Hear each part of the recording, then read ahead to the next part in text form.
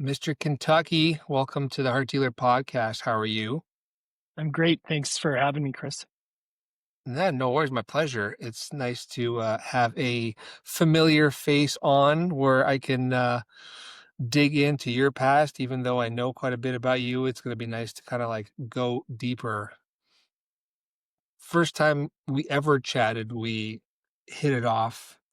You were like, "Hey, you guys have services." I was referred to you, and you and I kind of like got philosophical and deep, like from the get go, which is great. We had a good rapport.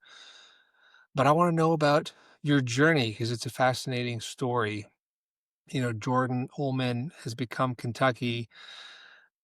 What does the persona mean to you now? What is Kentucky? Who is Kentucky? What does it mean for you in terms of your arc? Well, I'm finding out because Kentucky's about 2 years old now. So in, career terms, it's a baby. And the reason I wanted a misnomer or a nickname, however you look at it, a misdirection, is that I like the idea of words representing things or symbols, much the same as you do. And, you know, a lot of the best band names mean nothing so that the audience can attach their own meaning to it.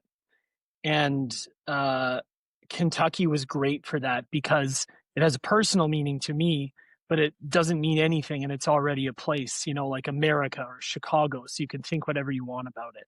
And in one of my previous bands, uh, we had it named as the same, or we chose a name for the same reason. We had a band called Sam Hell, which we said was a character that represented all four of us and none of us, so people could pin their own meaning on it. That makes sense. You wanted something that was meaningful to you, but I guess generic enough where other people could, like you said, apply their own meaning to it. It's funny because you said the place, and for some reason, that's not what I was thinking. I was thinking bourbon or horse racing, very different. So already you're seeing like how meaning can be interpreted differently based on what one thinks. Let's talk about your journey to here because I know you and we've worked with the album for a year and worked with you for a year and getting the music out and the stories, but there's a lot much deeper at play here. So tell me about your upbringing. You're 6 years old and that's when you kind of start to sing and teach yourself instruments, but like where were you born and how did you get to be a 6-year-old who is curious about musical instruments? I was born in Edmonton, Alberta, and I grew up mostly in Alberta and Saskatchewan. Um, my parents thought that I was looking good academically, so they should give me a difficult instrument to play. So they gave me a violin, and I started learning that by ear. And that eventually led to quitting that when I was 11, because when you're 11, nothing is cool, especially the violin in my 11-year-old mind. I now realize it's like the coolest instrument you could possibly play, but that's another story. Um, then I went down the street to a garage sale and I saw an electric guitar for sale for $5, and I ran back and asked for the $5. I was 12 years old, and it just spoke to me. And at around the same time, I had a friend whose older brother had gone away to college and had left a tape that had been magnetically erased except for one song on one side of it. His mom put it on the vacuum cleaner or something. It erased most of it. And it was Black Dog by Led Zeppelin, the first song from Led Zeppelin 4. And I was so blown away that I said to my friend, I gotta go. And I pedaled all the way across town. And my dad is in the backyard raking leaves. I'll never forget. And I was like, Dad, stop what you're doing. We got to go right now to the store. There's a brand new band. They're called Led Zeppelin. We got to go get their CD. And he laughed so hard at my thinking they were brand new that I actually started crying. Anyways, he brought me to the store and got the CD. And that was my sort of main portal into discovering music. That's the first bit of the story. I spent junior high and high school in the prairies, the Canadian prairies, just doing either teaching myself how to play guitar, bass, whatever it is, how to sing, but not in front of other people. Or I had a 5-disc changer, a Panasonic, where you put them all in the tray and I would line them up in the order I wanted them in. and then I would just sit there like this, and I would pick apart everything. And it took me about a year into high school when I started saying to my friends, you know, when you're listening to music for like 3 or 4 hours at a time and that thing happens to your brain, and, you know, they're all like, no. And that's when I realized I was probably obsessed with music, and then started to meet a handful of people who are also obsessed. And I went, oh, okay, I'm not the only one here. And that's what brought me to the end of high school. That's really cool. It's awesome that it was that song, that band, you know, you got bit by their track, by their music. Oh, I yeah. have a funny Led Zeppelin story too. I remember being in grade, I think 6 or 7, must have been like 12-ish years old, and I was really starting to get into music more and more, but you also are quite young in the mind, at least back then. Nowadays, 12-year-olds seem to be way, like, more ahead of where maybe they should be. Um, I remember hearing about Led Zeppelin, and I thought it was a person. You know, I just thought it was a first and a last name. I was like, "Cool, who's that? What's his music like?" Yeah. And then, you know, lo and behold, I went into, music discovery mode and realized that I was an idiot for saying that, but, that's not a bad band to start with. No, I think it's, there's no best, but it's among the best. Absolutely, hell yeah. So you're this kid who is living a, you know, chill family life. I'm assuming lots of love in your home, and you know, parents are encouraging you to study, be academic, learn musical instruments, and then rock and roll bites and doesn't let go. Yeah, essentially. It happened when I was in grade 8. I came home and announced that I had realized that no one cared about anyone, least of all me, and that I would like to be left alone for the remainder of school until I move out of the house. Don't talk to me about homework. Don't talk to me about tests. Uh, I'll do what you want. I'll meet your standard, but I literally don't want to talk about it. I just want to do music, and I want to get away from the falseness of the majority of our culture, our consumerism, materialism, and a lack of real emotional communication. And I stuck to it. I would not allow them to talk to me about school until I was done. And you know, I'm glad I did. It wasn't where my head was at. School is a wonderful place for a lot of people, and it just wasn't for me. So, Which is interesting. So was there like something going on at home that precipitated that decision? well, no, I think from my early, not that specifically, from my earliest memory, which is, you know, around 3 or 4, I just remember looking around at the world and going, "What the hell is with this place?" Everything's out of order, everything's unbalanced. Very few people are coming across as genuine and honest. I can especially tell all of these adults are kind of lying about the fact that they're happy or whatever. And I just kind of had this from the get-go. But um I did have a significant thing happened to me, many of them, but the one I want to talk about in this case is that I have two younger sisters, and one of them has Down syndrome, and many people with Down syndrome share various health conditions, diseases, problems, and she had just about everything. And Uh, then she also had everything that everybody else who doesn't have Down syndrome has. And if there was anything going around, she caught it. And so I watched her almost die several times from when I was 6 years old until I was about 12. And then she was cool for a bit, sick all the time, but like getting better, learning to talk, learning to walk. Late, very late, obviously. We all spoke sign language, and so we could communicate with her at first. But then she caught up with her again, and she got stage 4 ovarian cancer. And Make a Wish Foundation sent us to Disney World on the "your sister's gonna die" goodbye trip, and then she didn't die. So, and then she developed many things after that as a result of the trauma of all the open heart surgeries and the cancer. All that to say, the experience of being around mm, someone who is a baby and a child and then a teenager going through trauma after trauma really affected me deeply. And I would say is the single greatest thing that shaped my personality.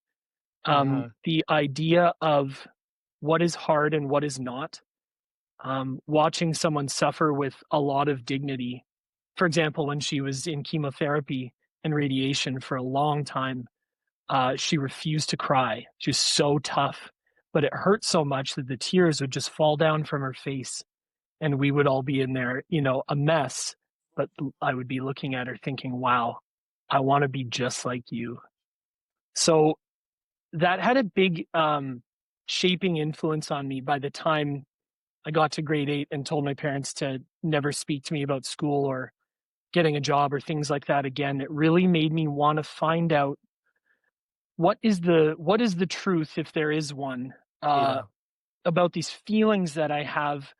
And music is really starting to speak to me about what I'm seeing in front of me. And that's, I would say, the biggest event. I mean, I appreciate you sharing that. That's super heavy. Is your sister still with us, or did she pass on? No, she somehow is still going, man. And she is 30. She's about to turn 37 this December. She just visited us, my family and I, from Alberta, and she's actually doing very well. She has uh, 2 jobs. She's in a musical theater troupe. She broke up with her latest boyfriend because he wasn't cutting it. She's a dynamo, to be honest. That's amazing. Good for her. She sounds like an absolute rock star. Yeah. Um, this all starts to make more sense, right? Because I know who you are now. Two of the biggest artistic values that you have, spirit of the truth and keeping your name clean, which sound like, they might have been precipitated by this. So it wasn't like you had a bad situation with your parents or anything. It just sounds like there was a lot of heaviness around you.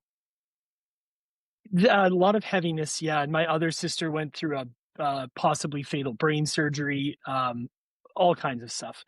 But, no, the thing with my parents was, I'll actually come to their defense, even though it sucked to go through it. They didn't really know what to do with me. I was reading, uh, complex things before I was 2 years old. I was really, gifted academically, or however you wanna call it, and by the time I wasn't very old, they were openly saying to me, "We don't know how to answer your questions. We don't know what to do with you." And then along come these 2 younger sisters who Yeah. require all of the attention, and they really did. My parents have since apologized, and all of that, but that's the other side of the story. That's the effect that it had on me, and it created a very anti-authoritarian, anti-authority, part of me, where I would really challenge anyone that I perceived was telling me what to do. I still carry it today. I'd like to think that in the ways that it's a good boundary keeper, I still utilize it, and I would Mhm. like to think that in the ways that it was destructive to myself and others, that I've not learned to be not who I am, but to take that part of me and use it for a better purpose, I hope.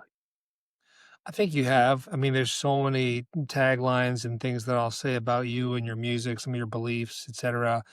Um, it almost sounds like you were gifted and wise beyond your years with certain things, but then emotionally you were still, the same way any young Yeah. child is. The two were competing with different levels, and you had to eventually level them out, which ironically probably only happened after your big fall from grace and recovery, right? Like you have to go through that warrior's struggle and battle in order to get there. But why don't we talk like our way to that point? So you're in high school, you want to do music and only music. You start your first band. You are in a group called the Pi Effect, and is that right? The phi effect. Pi Effect. Okay, my bad. That's okay. So It's an unusual phrase. It means the illusion of motion. oh really? I didn't know that. I thought it was a Pi Effect. I thought you were talking about 3.14. Um, so you guys released an album and toured and did a whole bunch of stuff, and then at 24 you signed with Universal Music. How did you go from creating music to having a band to releasing an album independently then, before we had all these technologies available to us now? And then we'll get into the label signing. Okay. when I was 14, I made some recordings with some rented gear from Long and McQuaid, and then I did the same thing again when I was 18. And when I was 19 and a half, I had all this scholarship money to go to university despite not wanting to be anywhere near it. And I finally got up and sent the money back, like in that movie Into the Wild, where he writes the check back and or sends the money to Oxfam. I literally did that. When I saw that scene in that movie, I went, "Oh, I'm not the only one." And I was working at a kids camp, a camp for the richest kids of the Wall Street and finance parents of New York City in the Catskills. They hired a lot of international counselors, and being Canadian, I think it was to do with the way we were with the kids was a bit different than the American counselors, although they were also there. And I was there with my friend from high school, and we started writing songs on the front porch of our little camper's cabin. And we ended up writing what we thought was a couple of good songs, and we played them in front of the whole camp at the end. And then I was going to go on a bus tour of North America and then have it drop me off in Jalisco or Juarez, Mexico, and just see what happened to me, kind of thing. And my friend said, "Why don't you not do that and come back to Edmonton and let's start a band?" And I said, "That sounds like the best idea ever." So that's how that first band, The Phi Effect, got started. And it was a really exciting time because the old music business that you referred to and the old technologies were, it was that time. We were just starting into the tail end of that time. And so it Mhm. was exciting. You know, you'd have lock-ins in the bar after the shows, tons of people coming out. And whether it was by luck or by design, we were regionally successful right away. And I, being an arrogant young man in some ways, I just assumed everything I would ever do would turn to gold. And so I left that band for various reasons, but that my own ego was one of them. And then I realized that once you leave a popular band, another popular band doesn't just spring out of the sand waiting for you. So I moved into a commercial office space illegally in Edmonton that housed a illegal massage parlor, a gang in the basement, like a card dealing and money changing gang, and the Epoch Times had an office down the hall. The bathroom was in the hallway. We took out gym memberships at the college across the street so we could have showers a few times a week. And we converted this commercial office space into a studio and put a couple of mattresses in it, me and one friend. And all we did for a year and a half was music. We wrote, we demoed, we sat at the wall and we stared at the wall and listened to music. But it really was all we did. I had a girlfriend that I shamefully barely saw. I hardly saw my family. But that time and that development led to us writing songs and recording demos, which we mailed to a handful of labels, and that's what got us signed with Universal. They didn't know me. Had no longer ceased. Had ceased to be popular. I'm sorry, and they just signed it based off the strength of the songs. That's wild. So literally just the demos, they don't know you, and Universal's like, "It doesn't really happen anymore." Yeah, yeah. It was just a phone call, and of course you think it's a prank, but yeah, Did they sign you or you and your writing partner or a band or a project? Was it just your personality? they signed me, but we adopted the band as me. So it really didn't matter in the end. And the band was egalitarian. Everybody shared everything. So we put the rest of a band together and wanted to move to whatever big city we could. And Toronto seemed like a good idea. So we all sold our stuff and got in a U-Haul and moved to Toronto. Wild, man. And then like there was some success that ensued afterwards from what you shared. There was an EP, an album, a US and Canada tour, radio success in Canada. That was all off of that second project, correct? That's right. Yeah. Okay. So, you're with the biggest record label in the world. You're having success. Why didn't it continue? What happened? Was it you? Was it the label? Like, where did this path change course? I've been thinking about it lately because I recently got our studio in our home together, and I got the technology together to rescue a bunch of old songs that would have made up our second album had we stayed together after the EP and the debut album. And in reflecting, I realized that we were a bunch of guys who each had a lot of strengths, Mhm. especially musically, and each one of us had sort of one or two really big personality strengths. And we had a shared way of looking at living life, which was really cool. But then we each had one or two big flaws. Um, for some, it was um, relationships. For some, it was finances. And for some, it was feeling homesick, you Mhm. know? And that all combined to create not a toxic environment. I have to say we handled breaking up fairly well, but we were all so unhappy because we thought it was going to last forever. We really did. We all lived together in a tiny little apartment in Kensington Market that couldn't even fit our beds. We went to IKEA and we bolted hammocks into the ceiling and we slept in hammocks for 2 years and jammed across the hallway from 3 Days Grace, and we'd see Edwin go into the bathroom, and we were just having the time of our lives. But yeah, those are the reasons it ended. So the rest of the guys went home. They went back to Alberta, and I was the only one that stayed in Toronto, and that's where the story took a turn. Fair. What was that band? Is the music still available? How did you get, like, these lost songs? Yeah, the band is called Sam Hell. It's available on all the streaming platforms. I'm just sorting out who put it up there and who thinks they owns it, etc. So stay tuned for that. And we had made a bunch of like a roughly another album's worth of really excellent material, which, as I said, I've rescued. I've remastered it, and I'm just starting to talk to the other guys after many years of not talking.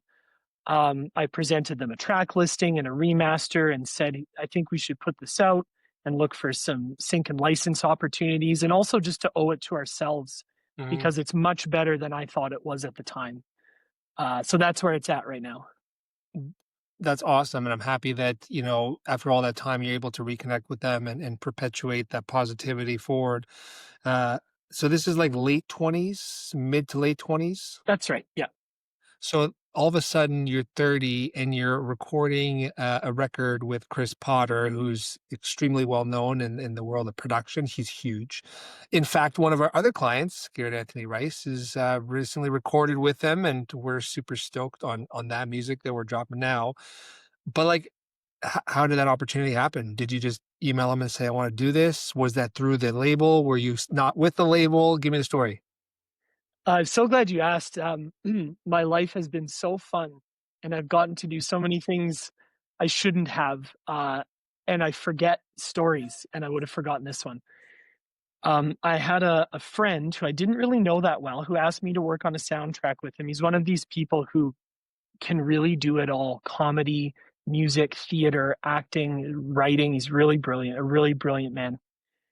And we started writing a few tunes, and we both kind of came to the conclusion around the same time that, hey, maybe this is more like an album and we should start a duo as a band. uh, we made some demos and we emailed them. We were going to send them to like 20 producers, and then we said, well, if we're going to send it to 20 and we think this stuff is great, then let's send it to 5. So we sent it to 5, like our dream producers. So Bob Ezrin emails us back in like an hour, and he goes, "This is awesome. I would love to do it." And then, my heart stopped. And then I read the next sentence, which was his fee. And I went, "Oh, okay, nope." Greg Wells got back to us. Oh, I'm going to forget the other guy's name, but it doesn't matter. And Chris got back to us. And he said, "I really like this stuff. It reminds me of early REM in a good way," he says. He's so cute, Chris. And a long story short, we ended up in England, living there and recording this beautiful album that never saw the light of day at all the best studios with all the best people. So were you signed when this happened or no? No, totally independent. So why didn't this album see the light of day? Well, A lot of reasons. I was starting in hindsight. I'll go from hindsight. Uh, Sure. I was starting to not do so good. I was having a bit of a divorce. I was starting to really pursue relationships, and my own behavior in relationships was not so great. I was starting to get into a lot of debt. And then creatively, this other brilliant man that I worked with, um, he has a very strong everything, very. Uh, And I couldn't execute or carry out what he wanted. And it's not that I didn't try, it's like I didn't feel it enough. Uh, and it just, I feel, and again, this is from hindsight, and he may have a totally different opinion, which is totally cool. I just, I couldn't be the parts of him on my instruments and voice that I think he would have wanted me to be. And I also was lost and floundering myself, like I said. So that showed up in my performance and sort of my directionlessness as well. mhm. And eventually I had to just say, listen, I got to split town, sell my shit, lease out, sublet my apartment, and I got to go work in the oil sands for a couple of years and pay off all this debt and figure out what the hell I'm going to do with my life. So that's what I did. Wow. Uh, okay, so we're gonna get into the heavy part, the arc, but let me just ask, where's that music? Why can't that album come out now? Why can't it see the light of day? It's not that it couldn't, but I would have to talk to him, and I haven't spoken with him for a couple of years, and it's been my choice. So I would have to want to reach out and speak to him. He's reached out to me recently, actually, to share some good news of his and to say that if I want to talk, then he's open to it. I don't feel like talking right now, and I wish I could say differently, but I'm trying to keep my name clean and be honest with myself instead of trying to make somebody else happy when it wouldn't really make them happy if I wasn't being honest. But Sure. maybe I will change in the future. I never close my mind on anything. I respect that. I know that keeping your name clean is something that you wanna do and having the, artistic control and integrity behind something is something that you value highly. That doesn't mean that other people haven't changed. That doesn't mean that it would be the same old, right? Like, I'm a big believer that Yeah. we make choices based on what we want or don't want, what we like or don't like.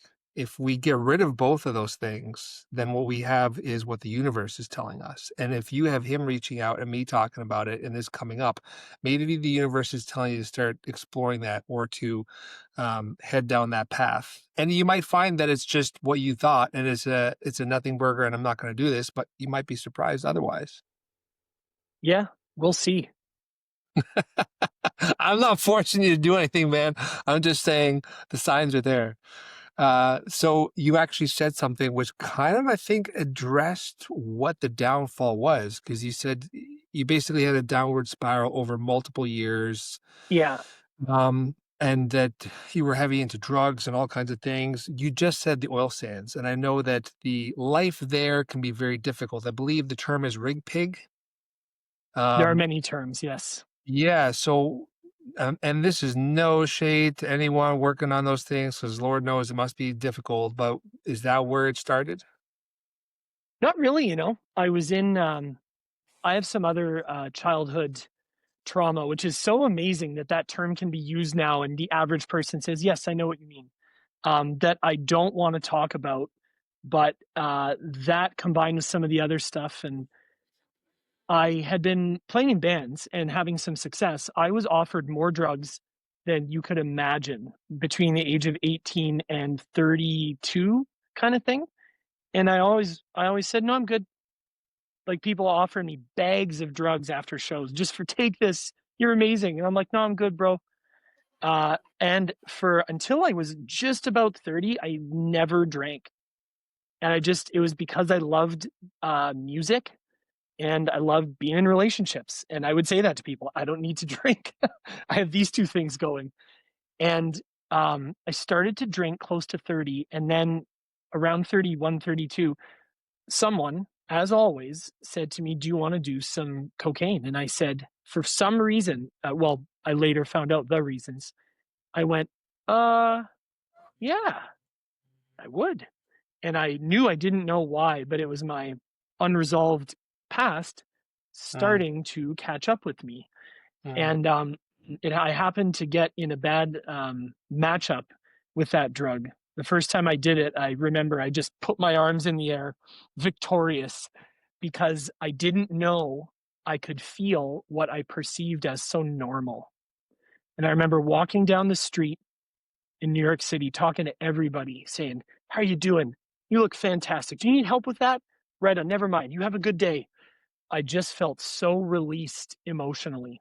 Mhm. And that bad matchup and the spiral picked up steam over the years. And then I started seeking. If I didn't do it for years after that time, and in the oil sands, I was very clean. I drank a lot, but I was very clean of drugs. I went in, paid off the debt, bought a house, got out. I remember when I left the oil sands, the guys were like, "There he goes. He did what we all said we were gonna do, but we never do." It was very touching, actually, and, I really have a lot of love for a lot of those guys, even though they put my life at risk on a daily basis. It's hard to explain, and I'm Albertan, so that's the Albertan in me.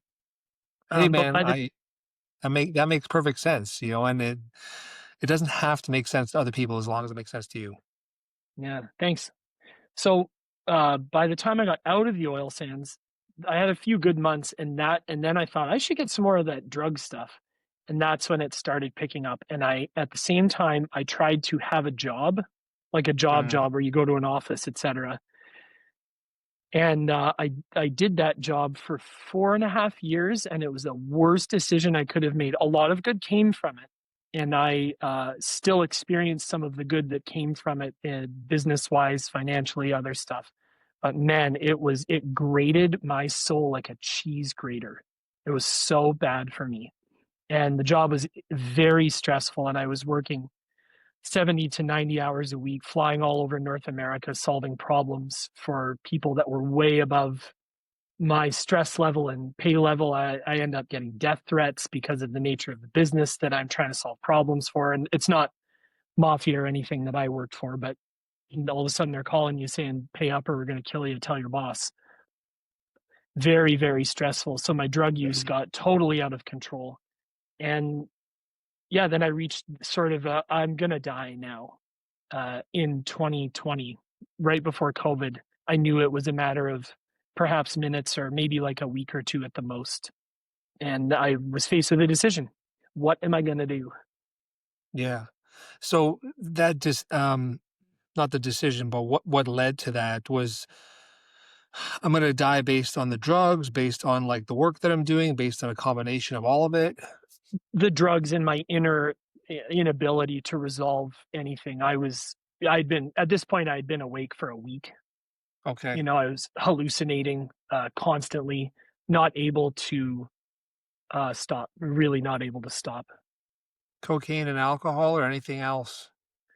Yeah, I think there was some other stuff mixed in there, but I can't be sure. I only say that because, oh, I threw my guitar into Lake Ontario one night. I would wake up with my condo smashed and my covered in concrete, dried on my body, and no idea what had happened to me.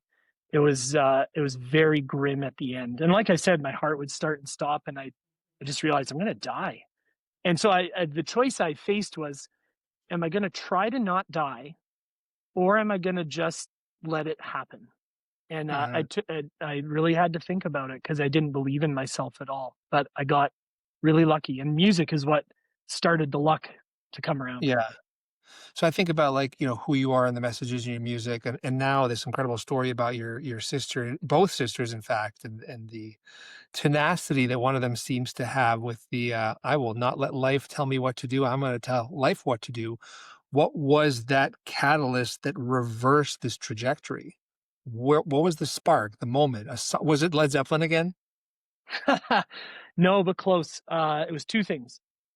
One, as I looked out the window with unable, literally with a pile of cocaine, unable to stop, and just stared out the window for hours. I put this song on repeat. It was called "Do Not Let Your Spirit Wane" by Gang of Youths, a band from New Zealand, Australia.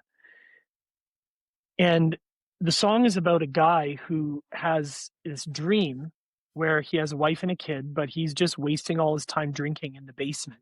And he really has a very happy life. And one day they go out to get groceries while he's just pounding his beers and they die in a traffic accident. And he has to go to the hospital and ID the bodies. And the chorus is, do not let your spirit wane. Do not let your heart be dismayed. Don't let your spirit wane. I must have listened. Who knows how long I listened to it? I was hallucinating like crazy, but it seemed like many times. And then also by this time, I had managed to have a son who was at the time like 18 months old. And his mom and I weren't together, but she's pretty awesome. And I was thinking about it, staring out that window. And I can't say that I was thinking, oh, I have to be a good dad. What I was thinking was that it wasn't fair to him if I didn't at least try not to die, because then his dad is gone forever and he has to go through all of that, potentially perpetuating the same cycle. He still may, but at least this gives him a much better chance. And between the song and the thought of the unfairness to my son, as opposed to thinking about myself because I had no self worth left, I thought, okay, I'll try. And so I called his mom, told her what was up. I called Child and Family Services on myself, which sounds awful, and it was, but it was actually, there's a funny moment in it. I told them the whole thing, and there's just this giant silence, and the woman says, "So, but you're calling about someone else, right?" And I said, "No, I'm telling on myself." And she's like, "Just a sec." She has to go talk to her manager. Like, this guy's calling himself in. They didn't know what to do. So, anyways, they sorted that out, and that has long since resolved itself. But yeah, I had to call all my friends and my family and tell them that I was going to die and I couldn't stop. And I didn't know what else to do other than try not to die. And then I managed to get myself into a detox that night, which is miraculous in downtown Toronto. Mhm. Locked up there for a couple weeks. I got out. My friend was waiting for me at the airport, escorted me in a cab like right to the gate, and I flew to Edmonton because I didn't know what else to do other than to try to just be with my parents.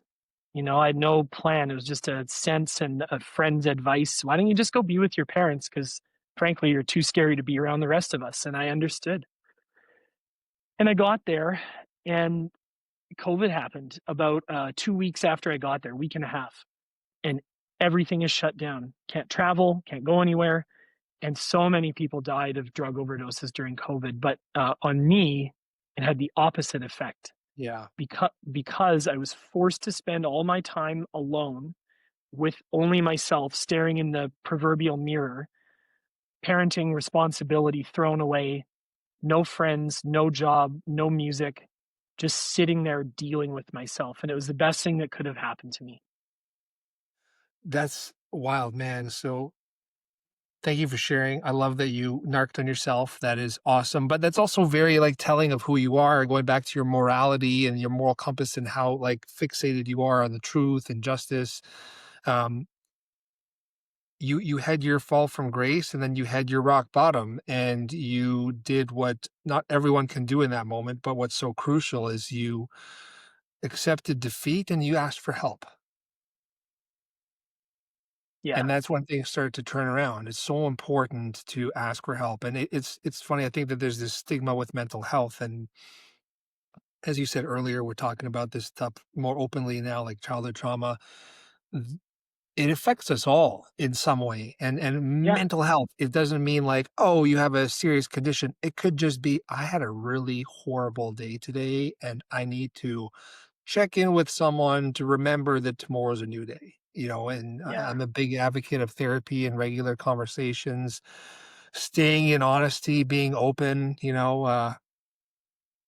so you got the benefits of COVID, the benefits of being isolated because that allowed you to go inward. So when you went inward, is that when you started to like pick apart who you are, some of the things that might have like precipitated this behavior and then start to heal?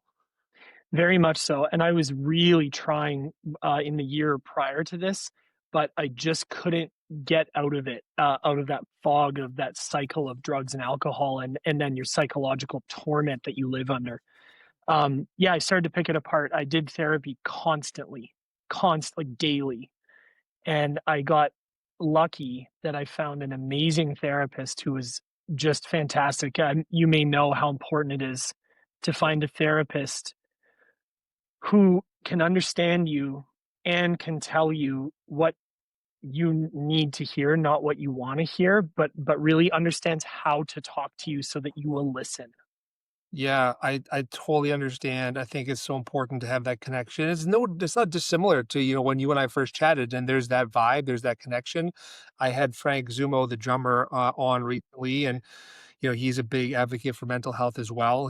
He has a book out now, and he brought that up. He said, like, therapy wasn't for me until I found someone that I clicked with, and I think that's so crucial is to be seen and heard, feel comfortable, and be able to shoot the shit as if it's like, a buddy and it doesn't feel off. And so just because you had maybe a poor experience the first or second time with a therapist, keep going. Because if you find that person that you're comfortable with, that you click with, like any relationship, magic happens. Yep, public service announcement from the heart dealer in Kentucky. Don't stop after your fifth therapist. Honestly, if you haven't figured it out, keep going. This is our message to you out there. 100%. So you start to heal, and now fast forward, there's a new woman, there's additional children. Like, tell me about this beautiful last 5 years of your life. Yeah, thanks for asking. Crazy. I'm having these are the best days of my life since then, even though the first half of them was very difficult. Still the best. Uh, During my healing, early on, I read a book by a well-known author. She's often in the New York Times. Her name is Maya Salovitz. She herself was an addict and recovered. She wrote a book called Unbroken Brain, and her theory is that addiction is essentially a learning disability. And what she means by it is that you learn to cope in a way that eventually destroys you and possibly the others around you. But because you can learn that way of behaving to cope with your pain, you can unlearn it and learn, and then in its place, learn a new way, which I really, really touched me because I know that suffering is a part of life. And I thought it was not a good idea to try to say, no, I'm just not going to suffer or talk a lot about my own empowerment. It's not that I don't feel it. I just knew the answer lay somewhere in there. And when I read that book, it laid out the template for these past 5 years. I am going to unlearn what I know in many areas and learn a new way. It's very difficult to do, but I have found that it is possible. So, my son's mom is from this town that I live in, Almont, Ontario, and she asked if I would move here from Toronto because her parents are still here to help with our son when I was done not dying in Alberta. And of course, I said, yes, I will do whatever you want me to do. And Hmm. I'm so glad she asked me to come here. And she is wonderful and amazing. Uh, it's this little town of five or 6,000 people, very small. It's about a half an hour west of Ottawa. There is, first of all, she and her family were amazing. It's quiet, which is good for a person recovering from drug addiction.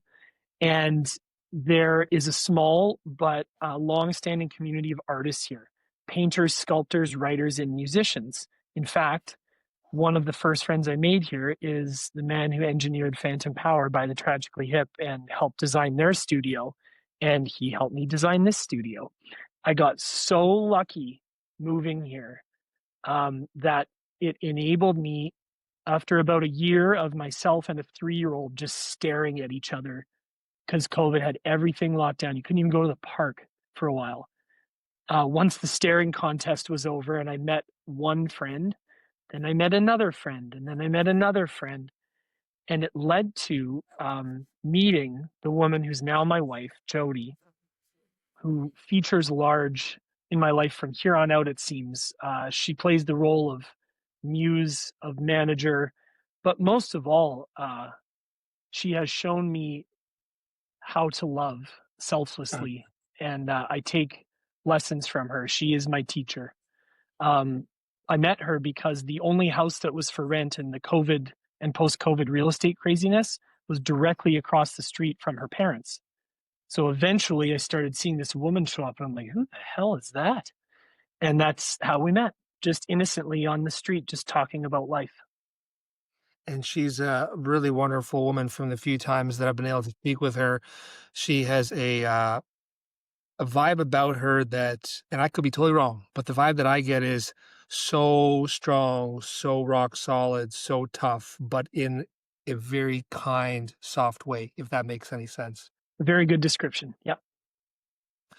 So obviously there's been a huge change and you've got a new album out and that is called Second Chance Music. And the if anyone's watched this podcast, it's pretty evident why it's second chance music because you've had a second lease on life.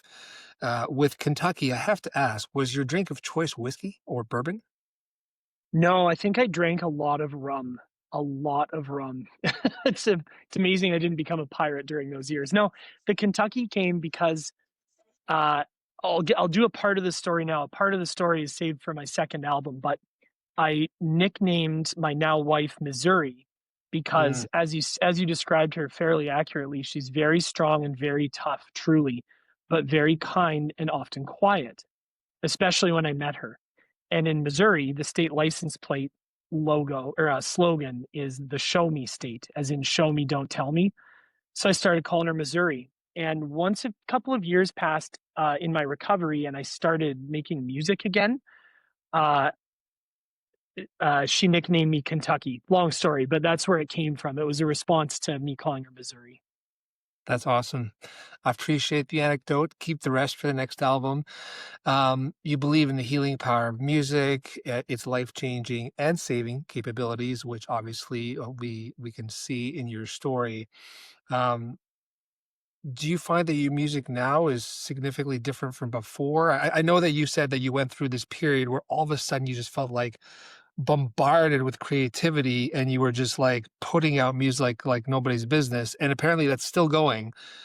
Do you feel like it's different from before? Where is that feeling coming from? Like talk to me about this tapping into creative universality.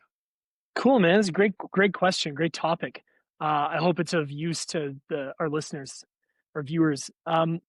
It's different now than it ever has been, I think, because I've reached either an age or a stage where my life experience, my capability, um, my knowledge of the subject of making music and writing it and performing it, and then my ability to focus everything into a definite creation as opposed to being all over the place is far stronger than it ever was in any of those other bands. And as a result, I'm able to write more, write faster, write better, and I'm more probably because of my journey of healing and recovery from addiction. I know a lot more about myself than I used to. So when I go into the subconscious process of writing where you don't think, I find a real free flow state now of creativity. And I think that's probably a lot of the reason why. And you find that's much easier to tap into now on a regular basis? Yeah, I'm not afraid of myself. I don't push my thoughts away anymore like I used to. I used to be afraid of myself and what I would do or what I would do to myself or others. Now, when I have a thought that I used to view as negative or bad or terrible, I treat the thought like a child that needs my attention. I say, "Come over here. Let me talk to you." And Mhm. then I talk to it and I send it on its way instead of trying to instead of fearing myself. And yeah, huge impact on the creativity because it frees me up to say whatever I want. And then in that freedom comes choice. I Yep. just let it all come out. And then I say, okay, out of all this that came out this week, what do I think is the best or the best for me or the best for other people? And I have this wonderful choice now that I never had before. This type of open dialogue, being able to share such like intimate stuff and not, fear judgment or anything like that, I think that comes from a place of confidence that's derived from self-love, and it sounds like the woman Jody, helped you really start to find your love for yourself. Is that accurate? Yeah, I call her the center of my life and of our family. As goes Jody, so go the rest of us. Mm. So it's very important for me to learn how to love her every day because a lot of my safety and survival seems to depend on it. I'm going through something similar, where, I went through a bad breakup a couple years ago. Well, is any breakup not bad? I went through a breakup period, and that was really tough. It was a really hard thing to do, or your universe implodes and then everything changes. But for some reason, when it happened, I had this weird vision of, a hole through my heart and through my back, almost like, stabbed in the front, stabbed in the back. And I envisioned this hole completely through me. And in that split second moment, I said, okay, fine, I'm releasing everything. And then I saw a visual of the universe of life kind of like flowing infinitely through me on both sides, just like a faucet. And I said, I'm going to let everything in, I'm going to let everything out. And that was the beginning of my big change over the last couple of years. And my current partner, Jacqueline, she somehow showed up similar to yours, and she's the first woman that I've ever known that has truly shown me, unconditional love, and it's so crazy that when you feel that and see that, and then you start to, apply it to yourself and how much then in turn you wanna give it back to everyone else in this world, and honestly, this is why I'm doing this podcast for a lot of reasons, right? Is like, I'm trying to deal love, trying to deal hearts as much as possible. Let's wrap with the music because you are so full of love. You have been since the day I met you. You can see it in the hustle and how much you work so hard with everything you do. You took our guidance to heart. You were, the first person to be like, thank you for this call. I'm gonna go and enact these things, and 24 hours later, you're like, I've already enacted all of it. What's next? Um, I think it's hilarious that I saw one of your songs, it's on your profile, but, for anyone looking, there's a playlist called Healing Folk, and your song is on that Yeah, playlist. You know what I mean? And you are a big believer in, the power of music, the power of healing. So let's just wrap on that. The healing process, in my opinion, never ends because life continues to throw more at us and we continue yeah. to level up.